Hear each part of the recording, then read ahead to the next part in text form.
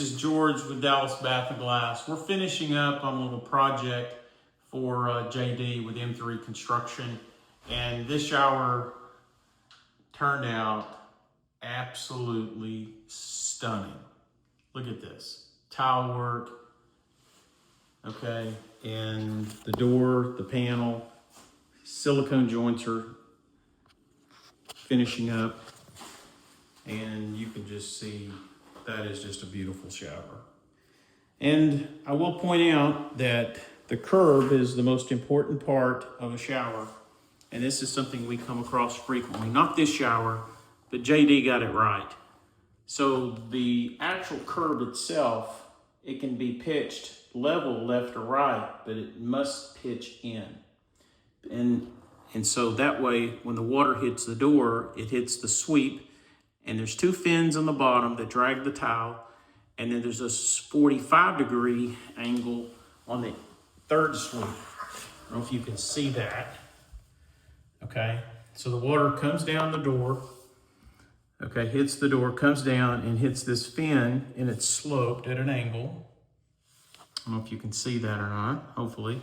And then it hits the curb, and if the curb is sloped in, the water will run in to the shower. But if it's flat, it's just going to sit there. And if it's inverted, which I see that more frequently than you can imagine, it slopes out on the floor. And since there is a gap between the edge here and here, that water can come out. So number one is make sure that your shower guys knows what they're doing. Make sure that it has a slope before they leave.